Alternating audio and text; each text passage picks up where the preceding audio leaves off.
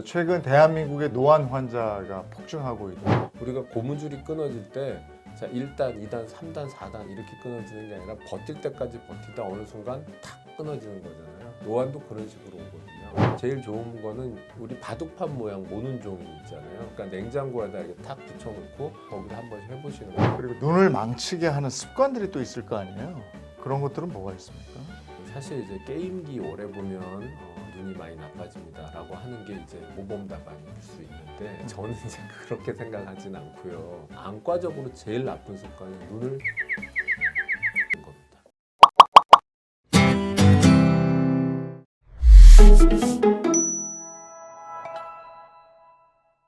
저희 셀코 TV가 뭐 소화기, 정신과, 뭐 치과, 피부과 정말 많은 분야의 전문가분들과 얘기를 나눠봤는데 안과 쪽은 지금 처음 아닌가 싶은 생각이 드는데요. 최근 대한민국의 노안 환자가 폭증하고 있다. 뭐 이건 당연한 것 같아요. 왜냐하면 노인 인구가 그만큼 늘어나니까. 안과 의사로서 어떻게 생각하시는지, 실제로 환자들이 노인분들이 많으시죠? 어르신들이 많으시죠? 글쎄요, 그러니까 이제 베이비 부머라고 얘기할 네. 수 있는 뭐 58년생 개띠 뭐 이렇게 이제 말씀드릴 수 있는 분들이 이제 60대가 되셨지 않습니까? 60대, 70대로 넘어가고 있으니까 어떻게 보면 이제 예전의 인구 구성에 비해서 연세 드신 분들이 많아진 것도 있고 또 한 가지는 사실은 노안이라고 하는 게 예전에 우리나라 평균 수명이 37세일 때의 노안인 거거든요. 그러니까 지금은 보통 중년에서 겪는 어떻게 보면 조절성이 부족해지는 단순한 상태인데 그게 이제 늙을 노자를 쓰니까 좀 애매한 거죠. 근데 예전과 달라진 거는 어떻게 보면 건강한 노년을 대비한다는 차원에서 중년에 자기관리 욕구가 많아졌으니까 뭐 50대 정도 되시는 분들이 건강하게 내 기능 개선을 위해서 자꾸 투자를 하기 때문에 참고 살지 않고 고치는 환자분들이 많아졌다 이렇게 생각해야 될 것 같습니다. 저도 뭐 지금 노안이죠. 근데 저 같은 경우는 한 40대 중반쯤부터 그렇더라고요. 근데 저는 난시가 있어요. 네네. 난시가 있으니까 저는 아나운서로서 특화된 눈이라고 저는 생각해요. 이거 가까운 건 다 보여요. 예? 근데 이게 달이 뿌옇게 두 개로 보이는 거지, 난시니까. 이게 노안이니까 맨날 눈이 침침하고 자꾸 눈물 나고. 응? 그러니까 이 안의 온도와 바깥 온도가 달라지면 바로 눈물이 나서 남들이 감성이 풍부한 줄 아는데 노안 때문에 그렇습니다. 대부분 노안이 몇 살부터 시작이 됩니까? 사실 이제 지금 이재용 아나운서님 말씀하신 거가 노화의 여러 가지 양상이기는 해요. 네. 근데 그걸 다 노안으로 묶어버리면 안 되는 부분이 있는데 약간 정리를 조금 이제 하자면 기본적으로 노화, 눈의 노화가 나타나는 건 40대 중반 이후 뭐 이 정도라고 볼 수 있고요. 그 다음에 지금 이제 실내와 실외 온도가 달라졌을 때 또 이런 거 뭐 스키 타러 가거나 겨울철에 새벽 기도 갈 때 눈물 주룩 흐르는 거 많이 겪으시잖아요. 사실 이런 거는 젊어도 생깁니다. 그러니까 노화의 증상이라기보다는 외부 온도에 우리 몸이 금방금방 반응하지 못하니까 제일 흔하게 생기는 게 이제 코 안에 점막이 붓는 거죠. 그럼 너무 학술적으로 얘기하는데 콧물 나는 겁니다. 자, 그렇게 해서 눈 안쪽 이 눈물이 빠져나가는 관과 이 하수도로 연결되어 있는 코 속이 뭔가 빵빵하게 붓게 되면 눈물이 못 내려가니까 주르륵 흐르는 거죠. 그러니까 추울 때 노출됐을 때 눈물이 흐른다. 이런 거는 노화와 관계없이 그냥 있을 수 있는데 단 나이가 들면 눈꺼풀 주변에 근육의 힘이 약해져요. 그러니까 원래 같으면 펌핑을 쫙쫙 해서 코 쪽으로 내려보낼 수가 있는데 그게 잘 안 되니까 예전보다 더 많이 눈물이 흐른다. 또 하나는 싫든 좋든 눈꺼풀 처지잖아요. 그러니까 조금만 흘러도 여기에 묻고 뭔가 습진도 생기고 뻘개지고 그러니까 표가 나기 시작한다라는 차원은 있겠죠. 자, 이런 노화의 어떤 눈꺼풀에 나타나는 외부적인 노화가 아닌 진짜 노안이라고 우리가 좀 의미를 좁혀서 얘기하면 어떤 거냐면 멀리는 잘 볼 수 있는데 가까이 볼 때 힘이 들어간다는 거죠. 예, 가까이 볼 때 우리가 초점을 맞추는 과정을 조절이라고 하는데 그렇죠. 조절하는 거예요. 카메라 렌즈 줌 기능처럼 초점 맞추는 겁니다. 그런데 이 줌 기능, 초점 맞추는 기능은 힘이 필요하거든요. 그러니까 힘이 눈에 부족해지는 시기가 되면 힘을 많이 줘서 보는 게 어려워지는 거죠. 자, 근데 근시와 원시가 있잖아요. 근시가 이제 일반적으로 안경 끼신 분들. 그런 분들은 멀리는 안경을 끼고 봐야 되지만 가까이는 안경 벗으면 그냥 보이거든요. 그러니까 노안에 대해서 안경을 벗고 보거나 식당 같은 데서 보면 코에 이렇게 걸어서 보시거나 이런 분들이 많이 있겠죠. 근데 지금 이재용 아나운서님 말씀하시는 난시성 원시일 것 같아요. 제가 보기엔 뭐 지금 기계로 검사는 안 했지만 약간의 난시가 있으면서 원시가 약간 있는 분들은 진짜로 근거리를 볼 때 특화되어 있어요. 그래서 잔글씨를 오랫동안 힘을 많이 주지 않고도 잘 볼 수 있는 네. 예, 아나운서 특화 눈이겠죠. 맞아. 단 이럴 때 멀리 보면 자, 근데 여기서 정말 조심해야 되는 건 두 개로 보인다는 아니에요. 즉 여기와 여기가 보이는 게 아니라 하나의 물체가 흔들려 보이는 거예요. 그래서 깨끗하고 선명하지 않고 경계가 어지러워 보여서 어지러울 난자 난시인 겁니다. 그러니까 이제 이런 의미의 전달은 사실 조금 더 신경 써주시면 좋은데요. 난시는 두 개로 보이는 게 아니라 하나의 물체가 흔들려 보이는 거. 근데 그런 난시가 있는 분들이 근거리를 볼 때는 오랫동안 잘 볼 수 있습니다. 조절력이 부족하더라도. 그래서 노안은 좀 늦게 오는 거. 이렇게 말할 수 있겠죠. 그러면 그 노안을 조금이라도 늦출 수가 있습니까? 노안은 근거리를 보는 힘이 부족해지는 것이지 원거리를 보는 시력과 사실 관계는 없거든요. 그래서 적절한 운동은 필요할 수 있습니다. 근데 이럴 때 자세히 항상 설명드리는 게 고무줄하고 비슷하거든요. 그러니까 우리가 고무줄이 끊어질 때 자, 1단, 2단, 3단, 4단 이렇게 끊어지는 게 아니라 버틸 때까지 버티다 어느 순간 탁 끊어지는 거잖아요. 노안도 그런 식으로 오거든요. 근데 그 전 단계로 고무줄을 계속 끊어지기 직전까지 갔다가 놨다 하면 늘어지죠. 그래서 그 다음엔 잘 스트레칭이 안 되지 않습니까? 즉 근거리를 보는 거를 너무 오래 하고 휴식을 취하지 않으면 어느 순간 쭉 잡아당겨진 고무줄이 탁 끊어지듯이 노안이 확 빨려 버릴 수가 있죠. 그래서 노안의 진행을 멈추는 방법, 그거는 눈의 적절한 휴식이에요. 그러니까 밤에 내내 유튜브를 4시간 동안 보고 있다. 이거는 안 되는 거죠.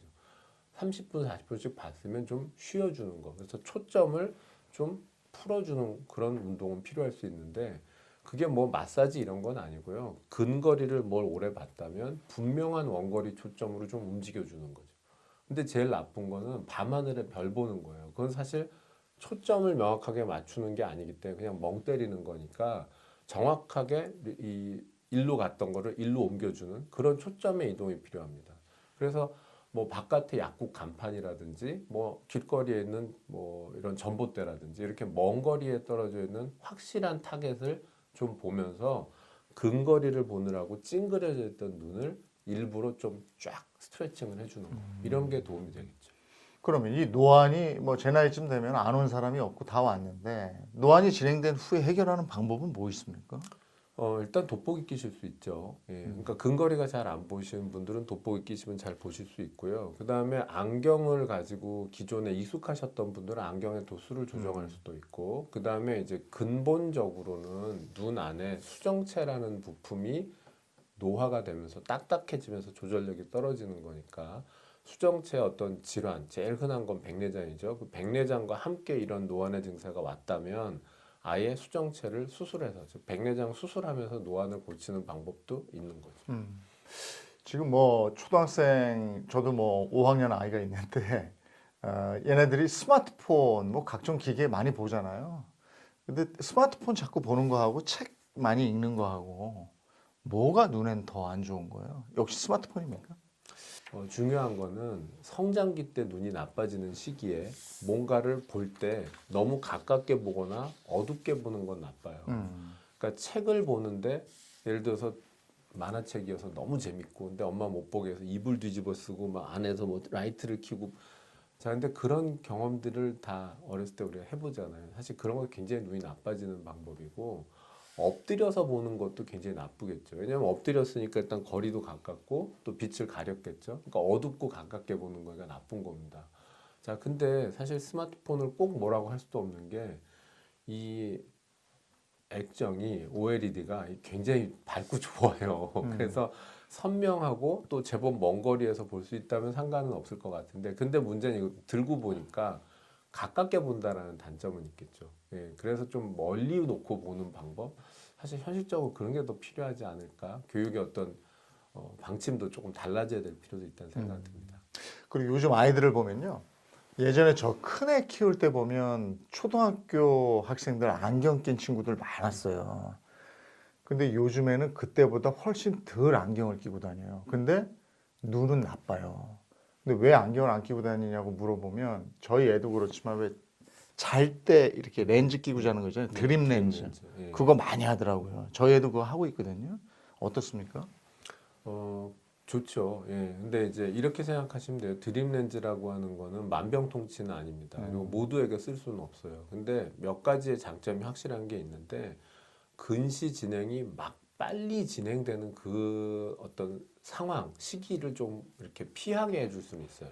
근데 보면 눈이 나빠지는 거는 키가 막 성장할 때 생기거든요. 그러니까 사춘기 때 뭐 초등학교 한 5학년, 6학년 때 1년에 10cm 끄는 애들이 있잖아요. 근데 그때는 안경 도수가 막 이만큼이었고 자꾸 두꺼워진다는 거죠. 근데 그럴 때 드림 렌즈로서 잘 케어를 해주면 고도근시로 넘어가지 않게 막아줄 수 있다라는 장점 분명히 있고요. 또 한 가지는 뭐냐면 어쨌건 콘택트 렌즈를 낮에 끼고 땀나고 운동하고 그러고 잃어버리고 세균 감염되고 이건 너무 많이 피해가 되는데 잘 때 끼고 자면 그래도 뭐 균 들어가고 이럴 일이 좀 적을 거고요. 사실 이제 엄마 일이죠. 엄마가 세척도 해주고 뭐 이렇게 관리를 해준다면 그래도 좀 좋지 않을까. 그러니까 과도하게 근시가 빨리 진행하는 거 막을 수 있고 감염이나 이런 데서부터는 조금은 더 안전하고 이런 장점이 있고요. 근데 이제 한 가지 더는 이런 거죠. 초등학생, 여학생들 뭐 4학년, 5학년도 코뼈 높아지는 거 중요하게 생각하거든요. 안경을 끼면 어쨌거나 눌리잖아요. 그러니까 성장기 때 코뼈나 얼굴뼈 성장이 원래 예쁜 모습으로 충분히 되지 못할 수 있으니까 그래서 요새 아이들에게도 렌즈를 많이 끼우는데 그런 차원에서 드림 렌즈 끼고 이제 낮 동안에 정상적으로 생활하다 보면 그래도 조금 더 코가 예쁘게 잘 자라고 이런 장점도 있긴 있겠죠. 우리가 안과는 눈에 이상이 와야 이제 가는 건데 그러면은 일상생활에서 내 눈을 테스트할 수 있는 그런 방법이 있습니까? 뭐 일단 알고 있는 어떤 익숙한 타겟을 한쪽 눈씩 가려서 보시는 거 이제 중요하겠죠. 근데 사실 시력이 두 눈이 동시에 보고 있기 때문에 한쪽 눈이 살짝 떨어져서 잘 모를 수 있거든요. 그래서 가끔은 가려서 이제 비교를 해볼 필요가 있겠고요. 그런데 이제 이런 겁니다. 일상생활에서 아주 중요하게 스크리닝 해야 되는 그런 눈 쪽의 질환은 뒤쪽에 생기는 황반 변성이나 뭐 유리체 출혈, 뭐 황반 부종 이런 것들인데 그런 경우에는 어떤 직선이 휘어져 보이는 그런 공통점이 있어요. 그런 질환은. 그러니까 아파트 벽을 이렇게 봤는데 직선, 수직선이어야 되는데 이게 중간이 볼록하다든지 또는 한쪽 눈은 가려서 봤더니 이 눈은 중간이 까맣게 끊어져 보인다든지 자 이런 거를 체크를 하셔야 되겠죠. 근데 제일 좋은 거는 쉬운 거는 우리 바둑판 모양 모눈종이 있잖아요. 그런 거가 요새 이제 자석 제품도 나와 있어요. 그러니까 냉장고에다 이렇게 탁 붙여놓고 아침에 뭐 물이나 우유 마시러 갈 때 거기서 한 번씩 해보시는 거예요. 그러면 그 안에 까만 점 하나 찍어 놓은 데가 늘 보이던 대로 보이는지 그 주변에 모눈종이 선들이 휘어지거나 중간에 검게 되진 않았는지 이런 거를 체크를 할 수 있으면 좀 일찍 뭔가 나쁜 병을 찾아내는 데 도움이 되시겠죠. 네. 그리고 눈을 망치게 하는 습관들이 또 있을 거 아니에요. 그런 것들은 뭐가 있습니까? 그 사실 이제 게임기 오래 보면 눈이 많이 나빠집니다라고 하는 게 이제 모범 답안일 수 있는데 저는 이제 그렇게 생각하진 않고요. 게임기도 조명이 충분히 밝고 화질이 좋으면 덜 나빠진다고 생각해요. 근데 그보다 안과적으로 제일 나쁜 습관은 눈을 세게 막 비비는 겁니다. 예, 자 이게 가려운 거와 재채기 이런 건 참을 수가 없는 건 맞아요. 근데 비비는데도 약간 요령이 필요한데 자 이런 식으로 눈의 앞쪽 검은자 각막을 막 눌러가면서 비비게 되면 각막에 정말 물리적인 손상이 많이 갑니다. 사춘기 성장기 때 각막이 얇아지면서 튀어나오는 원추각막도 생길 수 있고요. 또 각막의 세포가 줄어들거나 백내장도 올 수 있어요. 근데 그걸 뭐 하루에 막 수천 번을 비비면서 20년을 했다 그러면 그건 멀쩡한 눈이 남아날 수가 없겠죠. 그러니까 약간 요령이 필요한데 가려운 부분은 주로 여기 안쪽이거든요. 근데 이렇게 비비면 멀쩡한 각막을 다칠 수 있으니까 차라리 이렇게 비비세요. 예, 그러니까 실질적으로 아이들도 눈이 가려운데 알레르기 같은 경우 이런 환절기에 많이 오잖아요. 비비지 마 하고 야단쳐서 될 일은 아니에요. 그건 못 참습니다. 자, 비비는데 차라리 여기를 눌러. 이게 더 좋은 방법일 것 같아요. 예. 그리고 이 머리 이게 이가 아프고 이러면요, 막 머리가 울리고 막 이러잖아요. 근데 눈이 안 좋고 이러면 편두통 같은 게 생기고 그런 경우 있거든요. 예, 볼 수 있습니다. 예, 이게 관계가 있는 거예요? 인과관계가 있는 예, 거예요? 있죠. 그러니까 이제 눈에서 통증을 느끼는 신경의 가지가 이마에서 통증을 느끼는 신경 가지랑 합쳐져 있어요. 예. 그래서 이 귀 뒤쪽으로 들어가기 때문에 그 통증 느끼는 신경들이 지나가는 경로에서 서로 정보가 이제 헷갈려 버릴 수가 있죠. 그러니까 눈이 아픈데 묵직하게 한쪽 이마 뒤쪽으로 아프다고 통증을 느낄 수가 있어요. 그래서 뭐 편두통에 대한 치료를 받았는데 나중에 봤더니 눈이 원인 경우도 있고, 반대로 이런 편두통에 실제로 어떤 그 신경과적인 원인이 있어서 이 이마 쪽 근처에 있는 신경이라든지 혈관에 문제가 있어서 여기에 원인인데 눈이 아프다고 역으로 느끼시는 경우도 있어요. 그래서 그런 경우에는 신경과에서 이 이마에 근육 뭉친 거를 보톡스 주사를 맞았더니 눈 아픈 것도 없어지는 경우도 있을 수 있고요. 자, 근데 사실 그런 거는 어떻게 보면 통증이지만 큰 거는 아니잖아요. 근데 진짜 심각한 건 뭐냐면 눈에 정말 이제 압력이 올라가면서 빵빵해지면서 아픈 거. 그게 녹내장이에요. 무서운 거거든요. 근데 녹내장이 있을 때 그거를 정말 꼭 참아야 된다라고 이를 악물고 참으시는 분들도 있어요. 그러면 이가 파절이 되거나 해서 치통을 느껴서 치과부터 가는 경우도 있습니다. 예, 근데 알고 봤더니 그게 아니라 눈 문제인 경우 이렇게 찾아지는 경우도 있죠. 가슴 아프지만 있을 수 있죠. 요즘에 혈관성 질환을 앓고 이러는 분들 보면 녹내장 환자들도 많이 있던데 녹내장은 뭐 고칩니까? 그런 얘기 들었는데. 그 고칠 수 있으면 좋겠어요. 예, 있으면 좋겠고요. 제 주변에 너무 가까운 뭐 그런 환자분들도 너무 많으니까 그 꼭 고칠 수 있으면 좋겠는데 현재까지로서는 조기 진단을 하고 적절한 관리를 하고 그러면서 어떻게 보면 최대한 병의 진행을 늦추는 거 거기까지가 현재까지의 기술이고 그게 왜 지금 완벽하게 할 수 없냐면 기본적으로 녹내장은 신경이 손상이 되는 겁니다. 근데 신경이라고 하는 게, 뭐 예를 들어서 생일 촛불을 우리가 한 200개를 쫙 켜서 불을 붙였다고 치면 활활 밝게 타겠죠? 근데 아무리 옆에서 태풍이 불어도 촛불 200개가 불이 붙어 있으면 그거 안 꺼질 거예요. 근데 매년 한 두어 개씩 저절로 꺼진다고 생각해 보자고요. 그래서 한 50개 남았을 때는, 바람이 세지면 꺼집니다. 근데 그게 또 더 줄어서 한 10개 남았을 때는 이제 훅 불면 꺼지잖아요. 그러니까 녹내장이라고 하는 건 이 신경 다발들이 매년 한 2%, 3%씩 저절로 죽어갈 수밖에 없는 우리 몸은 노화가 되니까.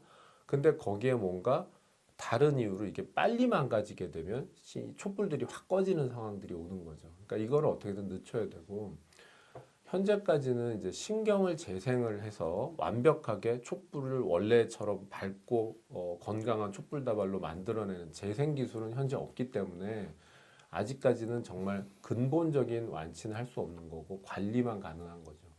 근데 이제 줄기세포라든지 뭐 이런 게 좀 더 연구가 되고 상용화되면 가능하지 않을까. 관리하는 수밖에 없는 거네요. 그러니까 그렇죠. 조기에 관리죠. 찾아내서 예. 그 눈 건강과 관련해서는 뭐 이렇게 우리가 아는 상식도 있고 잘못 아는 상식도 있는데 눈 뭐 이렇게 해가지고 온열 마사지 같은 거 해라 또 뭐 여기를 지압해라 이런 얘기 많이 들어요. 어떤 게 더 좋습니까? 그냥 안과를 정기적으로 가세요. 네. 아니 근데 농담이 아니고 이런 거예요. 그 시력이 변화를 하고 있던지 또 네. 이런 것을 알 수 없는 어떤 많은 병들의 초기 신호 같은 것들이 있습니다. 근데 그게 알 수가 없는 게 많아요. 그리고 가보시면 아시겠지만 진짜 이 안과의 검사 장비 같은 것들이 굉장히 어마어마한 수준으로 발전이 되어 있어서 조기 진단을 할 수 있는 건 되게 많거든요. 그러니까 한 40살 정도 됐을 때쯤에는 한 번쯤 쭉 다 검사를 해볼 필요는 있는 거죠. 근데 요즘 이제 시력 교정 수술을 많이 하니까 한 20살 근처에 눈 수술 받으러 안과에 와서 한번 쫙 스캔을 합니다. 그래서 무슨 문제가 있다는 걸 한번 걸르는데 40살 때쯤에 이제 보통 생애 전환, 생애 주기 전환 뭐 이런 때 이것저것 검사하잖아요. 이제 이럴 때 눈도 한번 쫙 검사해서 녹내장이니 뭐 망막 질환이 이런 거 조금이라도 이상할 수 있는 거 있으면 찾아서 정기적으로 관리하는 거. 그게 사실 제일 중요할 것 같습니다. 안과 의사로서 눈 건강을 위해서 생활 속에서 이런 거 하나는 내가 꼭 지키고 있다 하는 게 있으면 뭐가 있습니까? 일단 눈 비빌 때 되게 조심합니다. 그래서 절대 이렇게 세게 누르거나 비비는 거 하지 않는 거 있고, 그다음에 야외에서 야외입니다. 실내가 아닌 아주 환한 곳에서 밝은 환경에서 오래 노출될 때 저는 선글라스 열심히 낍니다. 자, 오늘 눈 건강 얘기 나누고 있습니다. GS 안과 김무연 대표 원장과 함께하고 있습니다.